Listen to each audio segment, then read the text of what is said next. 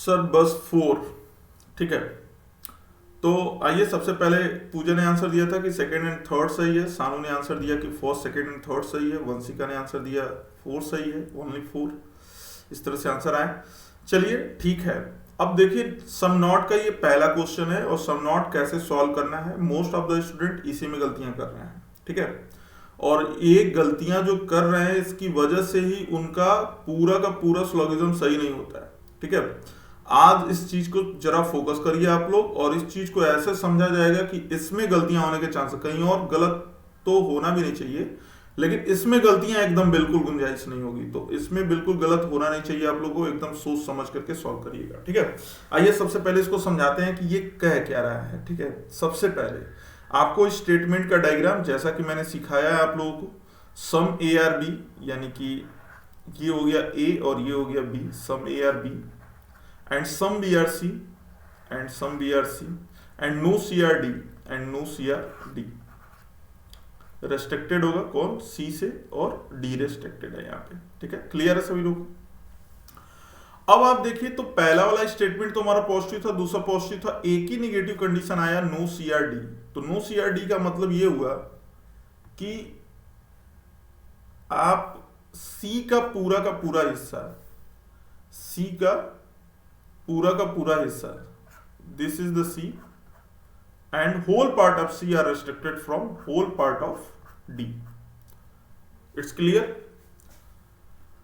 अब देखा जाए तो सी और डी आपस में रेस्ट्रिक्ट जब हुए हैं तो ऐसी सिचुएशन में बी का वो हिस्सा जो सी में पड़ रहा था, जैसे बी का कुछ हिस्सा सी में भी है, तो ये वाला बी भी डी से रेस्ट्रिक्टेड होगा, but other part of B are not restricted from D. यानी कि बी के जो और हिस्से दिख रहे हैं, बी का वो हिस्सा जो सी में है वो तो रेस्ट्रिक्टेड है डी से, बट और जो हिस्सा है वो तो नहीं ना रेस्ट्रिक्टेड है, या ए का रिस्ट्रिक्शन डी से तो नहीं ना है। तो फिर सानू पहले वाले का आंसर कैसे सम या नॉट डी आप दे सकते हैं, क्योंकि ए का डी से तो कोई रेस्ट्रिक्शन ही नहीं है। ए क्लियरली डी से बिल्कुल डिफरेंट है, इनके निगेटिव केस से बिल्कुल दूर है। निगेटिव केस किसके बीच में है, सी एंड डी के बीच में है, तो ये लोग आपस में अपना निगेटिव केस समझेंगे, बट ए तो बिल्कुल क्लियर है, उनसे बहुत दूर है। तो ए का कोई भी निगेटिव रेस्ट्रिक्शन या निगेटिव कंडीशन डी से स्टेब्लिश यहां पे नहीं है। That's why A are not D some not, ये डिनाई कर देंगे हम, यानी कि ये बात हमारी सही नहीं है। ओके, कोई बात नहीं। ठीक है, होता है, कंफ्यूजन होती है, उसको क्लियर करिए। ठीक है, some B are not D. अब देखिए some B are not D, जरा इसको भी क्लियर करिए आप लोग, इसमें गलतियां किए हैं। तो ठीक है, पहला क्वेश्चन में गलत होगा, दूसरे क्वेश्चन में सही हो जाएगा।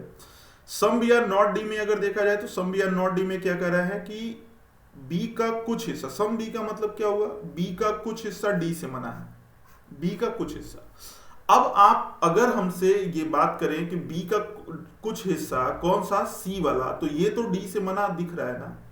सी पूरा डी से मना है, सी का पूरा हिस्सा किससे मना है, डी से मना है। अगर सी पूरा डी से मना है तो जाहिर सी बात है सी के अंदर जो बी आ रहा है, यानी कि बी का वो कुछ हिस्सा भी तो डी से मना होगा। बी का बाहर अदर पार्ट ऑफ बी, यानी कि ये बी बाहर वाला बी की बात हम नहीं कर रहे हैं, ये बी तो नहीं रेस्ट्रिक्टेड है, चलिए इसको तो हम नहीं रेस्ट्रिक्टेड कह रहे हैं, लेकिन बी का वो हिस्सा जो सी में पड़ रहा है वो तो रेस्ट्रिक्टेड होगा ना। तो ये कंडीशन तो निकल गई ना, सम बी की कंडीशन निकल गई ना। नो रहता तो गलत करते, आप नो वाले में 100% की डिमांड करते थे कि जब तक 100% रेस्ट्रिक्टेड नहीं होगा तब तक हम सही नहीं करेंगे, लेकिन सम के केस में थोड़ा सा भी रेस्ट्रिक्शन आ गया तो वो सम माना जाएगा, वो 1% ही रेस्ट्रिक्टेड क्यों ना हो, वो सम माना जाएगा। तो some B are not D, यानी बी का कुछ हिस्सा डी में मना है, बिल्कुल बात सही है। बी का कौन सा हिस्सा मना है भाई, जो सी में पड़ रहा है वो डी से मना है। It's clear to you. कोई बात नहीं, सॉरी बोलने की कोई जरूरत नहीं है, ये तो मान लीजिए गलतियां होंगी, उसीलिए तो हम पढ़ा रहे हैं और आप पढ़ रहे हैं।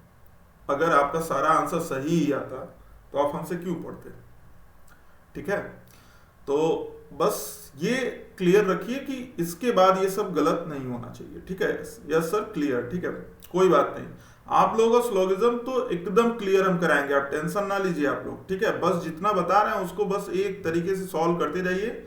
जो लोग कहते हैं ना कि स्लोगिज्म हमारा 5 में से 5 सही नहीं हो पाता है कभी, उनके लिए तुम छोड़ दो, वो लाइन ही गलत है।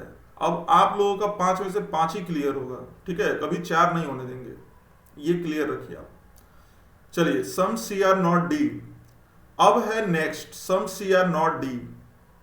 तो some C are not D में जरा ये बात क्लियर कर लीजिएगा कि ये पूरा का पूरा सी डी से बना है, यानी कि हम कह सकते हैं 100% part of C, 100% part of C, पूरा का पूरा सी, यानी 100% सी 100% डी से बना है, 100% डी से मना है।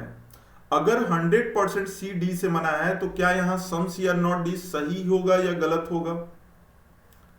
तो कुछ लोगों को कंफ्यूजन ये हो सकता है कि जब पूरा सी मना है तो नो सी आर डी बोलना चाहिए, बट वंस अगेन यहाँ पे एक बार और इंटरप्ट करेंगे और पुराने वाले रूल पे हम चलेंगे। जब हम पॉजिटिव कंडीशन सॉल्व कर रहे थे तो आपको याद होगा कि जब ऑल की कंडीशन निकलती थी तो वहां सम की कंडीशन को हमने डेफिनेटली ट्रू कराया था आप लोगों से, यानी कि हमने कहा था कि जहां पे ऑल फॉलो होगा वहां पे सम डेफिनेटली फॉलो होगा, और एग्जैक्टली वो काम यहां भी होगा। बस वो था पॉजिटिव केस में, ये होगा निगेटिव केस में। अगर पूरे सी को निगेटिव बना दिया गया है तो उसका कुछ सी भी निगेटिव ही होगा। यहां भी ऑल में सम फॉलो होगा, बस ये रहेगा कि ये निगेटिव केस हो जाएगा, यानी पूरा का पूरा अगर सी, यस सर, जब ऑल होगा तो सम भी होगा। बिल्कुल क्लियर, वो पॉजिटिव हो या निगेटिव हो दोनों केस के लिए फॉलो होता है। जो ऑल के लिए रिलेशन होगी वही सम के लिए रिलेशन होगी, और सभी अच्छे हैं तो उसमें से कुछ भी अच्छे, और सभी बुरे हैं तो कुछ भी बुरे ही होंगे, ठीक है। तो जो निगेटिव कंडीशन हो चाहे पॉजिटिव, ऑल के लिए जो कंडीशन फॉलो होती है वही सम के लिए भी फॉलो होती है। तो ऑल मतलब पूरा का पूरा सी डी नहीं है, 100% सी को whole part of C are restricted from whole part of D ये दिख रहा है। तो अगर पूरा सी डी से रेस्ट्रिक्टेड दिख रहा है तो सी के अंदर का कुछ हिस्सा भी जो होगा वो भी किससे मना होगा? डी से मना होगा, यानी सम सी आर नॉट डी को भी ट्रू करेंगे, यानी फॉलो करेगा। क्लियर?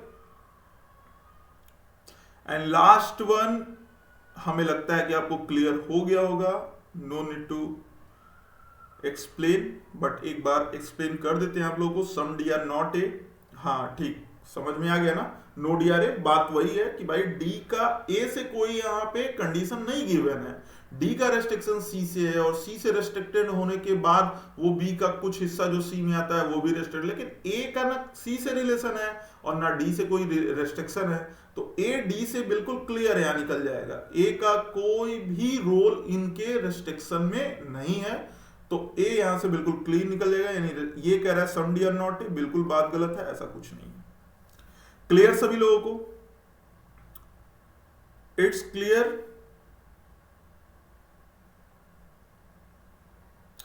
नेक्स्ट क्वेश्चन पे चला जाए? यस सर, ठीक है। चलिए, अब इस क्वेश्चन का आंसर आप लोग देंगे और जल्दी देंगे, ठीक है, टाइम नहीं लगाएंगे, फटाफट आंसर दीजिए। स्पीड भी मेंटेन करिए, क्योंकि रीजन ये है कि एग्जाम आपका स्पीड और एक्यूरेसी दोनों का होता है। तो एक्यूरेसी तो हम लोग कॉन्सेप्ट से सीख लेंगे, स्पीड आप लोगों को खुद लानी पड़ेगी, ठीक है। तो थोड़ा फास्ट करेंगे तो स्पीड अपने आप आएगी।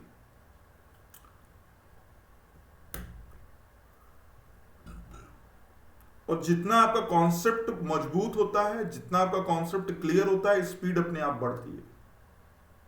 जिसका कॉन्सेप्ट क्लियर नहीं होता है या कॉन्सेप्ट लूज होता है, या उनको कॉन्फिडेंस लेवल जो उनका होता है वो हाई नहीं होता है, या कॉन्फिडेंस ही नहीं होता है, उनको लगता है कि हमारा गलत ना हो जाए, तो ऐसे लोग टाइम टेकिंग करेंगे ही करेंगे। इसलिए कॉन्सेप्ट का क्लियर होना बहुत जरूरी है।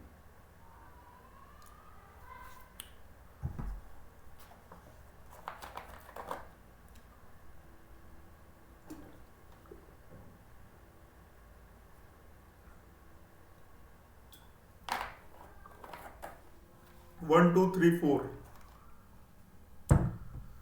ओके, दैट मीन्स पूरा सही है। 1 2 3 4, चलिए इनका भी आंसर 1 2 3 4 ऑल, बिल्कुल, चलिए ऑल सबका आंसर आ रहा है कि सारा सही है? क्या एक एग्जाम्पल के बाद आप लोगों का आंसर सही होने लगा? आइए चेक किया जाए। ऑल ए आर बी का डायग्राम कुछ इस तरह से बनाया होगा आप लोगों ने, all A are B and no B are C, that means कि बी का रेस्ट्रिक्शन किससे हो गया? सी से, no B are C and some C are D like this. तो सम सी आर डी ये रेस्ट्रिक्शन बन गया होगा।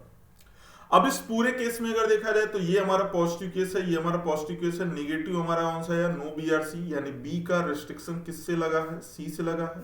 दैट मीन्स नो का केस होता है कि पूरा 100%, तो ऑल बी मतलब पूरा का पूरा बी पूरे के पूरे सी से मना होगा, यानी 100% सी से मना होगा।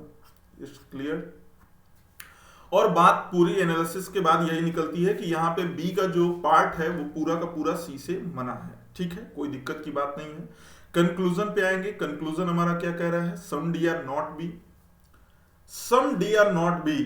तो some D are not B में अगर देखा जाए क्या डी का भी कोई बी से रिस्ट्रिक्शन है? तो आप कहेंगे बिल्कुल है, क्योंकि डी का जो हिस्सा सी में है, अगर सी बी से मना हुआ, सी बी से जो कि मना है, तो सी बी से अगर मना है तो सी के अंदर जो डी आता है उतना डी बी से मना हो जाएगा, यानी कि कुछ जो डी हैं वो बी से मना हो जाएंगे, और ये बात बिल्कुल सही हो जाएगी। Some D are not B बिल्कुल क्लियर है।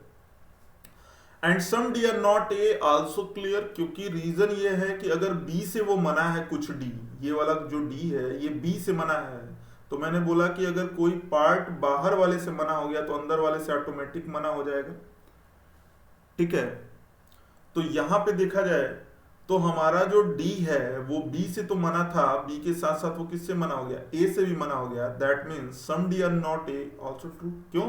क्योंकि डी से भाई बी मना है, तो डी के कितने हिस्से से? कुछ हिस्सा, डी का ये जो हिस्सा बी में है ये कुछ हिस्सा बी से मना है, और बी से अगर मना है तो वो अंदर वाले से भी मना होगा। वो अंदर तो जाने भी, इसको इंटरसेप्ट करेगा तभी तो ए तक पहुंचेगा, जो कि करना पॉसिबल नहीं है। तो यानी वो बी और ए दोनों से मना है। सम सी आर नॉट ए, सी ए से मना है कि नहीं मना है? तो आप कह सकते हैं सी अगर बी से मना है तो अंदर वाले से भी मना। अभी यही बात हम समझा रहे थे आपको।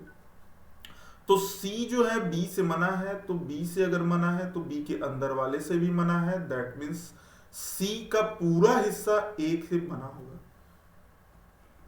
सी का पूरा हिस्सा ए से मना होगा।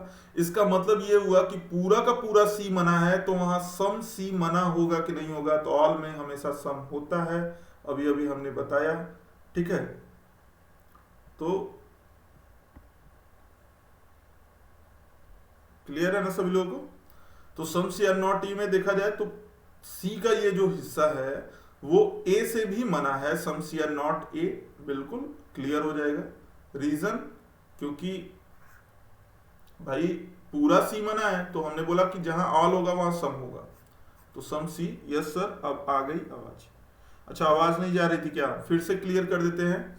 ठीक है, जैसे सी और ए के बारे में हम बात कर रहे थे, तो सी का पूरा हिस्सा ए से मना है, तो सी का अगर पूरा हिस्सा ए से मना है तो जाहिर सी बात है कि all C are restricted from A. तो जहां ऑल सी मतलब पूरा सी ही रेस्ट्रिक्टेड है, वहां सम सी फॉलो करेगा कि नहीं करेगा? तो मैंने बताया था कि जहां ऑल फॉलो करता है वहां सम फॉलो करता है, तो सम सी आर नॉट ए बिल्कुल क्लियर हो जाएगा। क्लियर सभी लोगों को? Some C are not B last question है, और ये बताने की जरूरत नहीं है क्योंकि सी और बी ही तो पूरी तरह से रेस्ट्रिक्टेड थे, और जब ये पूरी तरह रेस्ट्रिक्टेड है तो वहां तो सम पार्ट भी रेस्ट्रिक्टेड होगा ही होगा, क्योंकि पूरा सी पूरे बी से मना है तो कुछ सी भी बी से मना होगा, और यहां पे ऑल फॉलो आंसर होगा आपका। सभी लोगों को क्लियर है? कोई डाउट किसी को? Yes sir, yes sir, okay. ठीक है, तो सभी लोगों को क्लियर है? और ये एक लास्ट क्वेश्चन, ये नोट कर लीजिए आप लोग, इसको सॉल्व करके हमें बताएंगे आंसर। ये नोट कर लीजिए, हाँ इसे नोट कर लीजिए, इसका आंसर कल आप लोग बताएंगे हमें। और पूरे पीडीएफ का स्क्रीनशॉट, और पूरा मतलब ये जो पीपीटी है, इस पूरे पीपीटी का पीडीएफ आपके ग्रुप में भेज दिया जाएगा। उसके लिए कल तक का वेट करेंगे आप, कल भेज देंगे हम। ठीक है, तो ये क्वेश्चन आप नोट कर लीजिए, कल इस क्वेश्चन का आंसर आप लोग देंगे तब क्लास स्टार्ट करेंगे हम आगे। ठीक है, आई होप आज की क्लास आपको क्लियर हो गई होगी, किसी को कोई डाउट नहीं होगा।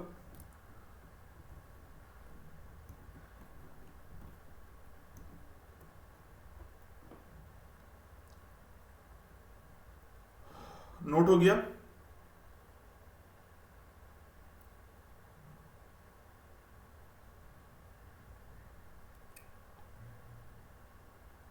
आंसर अभी नहीं देना है, बस नोट करना है।